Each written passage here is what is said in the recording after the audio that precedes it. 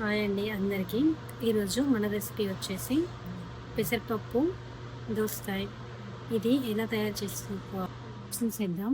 ఇప్పుడు ముందుగా పెసరపప్పుని ఇలా కడిగి పెట్టుకున్నాను. దోసకాయ ముక్కల్ని కూడా ఇలా కట్ చేసి పెట్టుకున్నాను. ఒక చిన్న సైజ్ టమాటా, అలాగే ఉల్లిపాయలు, పచ్చిమిరపకాయలు. ఇప్పుడు కడిగి పెట్టుకున్న పప్పుని అయితే స్టవ్ మీద ఇలా పెట్టుకొని మూత పెట్టుకున్నాను. ఒక 3 మినిట్స్ తర్వాత చూస్తే పప్పు అయితే వేడెక్కింది. అందులో అల్లం వెల్లుల్లి పేస్ట్, పసుపు వేసి ఇలా కలిపేసుకోవాలి. ఇలా అల్లం వెల్లుల్లి పేస్ట్, పసుపు ఇలా కరిగే వరకు కలుపుకున్నాక కట్ చేసి పెట్టుకున్న పచ్చిమిరపకాయలు, ఉల్లిపాయలు, టమాటా ముక్కలు, దోసకాయ ముక్కలు కూడా ఇలా అన్నిటిని ఇందులో వేసుకోవాలి. వేసుకొని పప్పునంతా కూడా ఒకసారి ఇలాగా కలిపేసుకోవాలి. ఇలా పప్పునంతా కలుపుకున్నాక ఇలా మూత పెట్టుకోవాలి. మూత పెట్టుకొని ఒక 5 మినిట్స్ తర్వాత తీసి చూస్తే ఇలా పప్పు ఉడుకుతూ ఉంటుంది. అప్పుడు మళ్ళీ ఒకసారి కల కలుపుకోవాలి.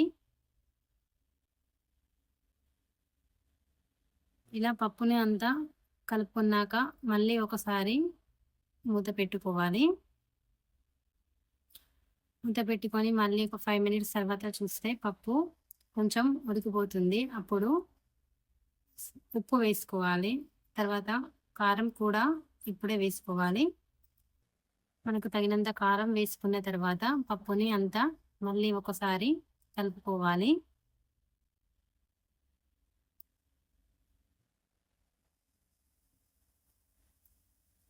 ఇలా పప్పును కలుపుకున్న తర్వాత మళ్ళీ ఒక 5 మినిట్స్ వరకు మళ్ళీ ఇలాగే మూత పెట్టుకొని మళ్ళీ ఉడికించుకోవాలి. మళ్ళీ 5 మినిట్స్ తర్వాత మూత తీసి చూస్తే పప్పు అంతా మనకు ఉడికిపోయి కనబడుతుంది. అప్పుడు మళ్ళీ ఒకసారి ఇలా పప్పుని అంతా కలిపేసుకోవాలి. పప్పును అంతా ఇలా కలిపేసుకున్న తర్వాత దీన్ని ఇప్పుడు మనం పక్కన పెట్టుకోవాలి.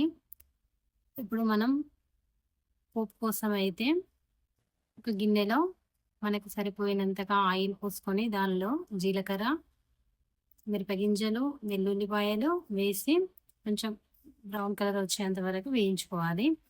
అవి వేగిపోయాక ఎండిన మిరపకాయలు, అవి కాస్త వేగాక కరివేపాకు కూడా వేసుకోవాలి. ఇవన్నీ మంచిగా బ్రౌన్ కలర్ వచ్చేంత వరకు వేయించుకున్న తర్వాత లాస్ట్‌లో కొంచెం పసుపుని కూడా యాడ్ చేసుకోవాలి. ఇప్పుడు ఇలా అయిపోయిన పోపును ఇప్పుడు మనం పక్కన పెట్టుకున్న పప్పులో వేసేసుకోవాలి. ఇలా పప్పులో అంతా పోపును వేసేసుకున్న తర్వాత మళ్ళీ పప్పుని అంతా కూడా మళ్ళీ ఒకసారి కలబెట్టుకోవాలి.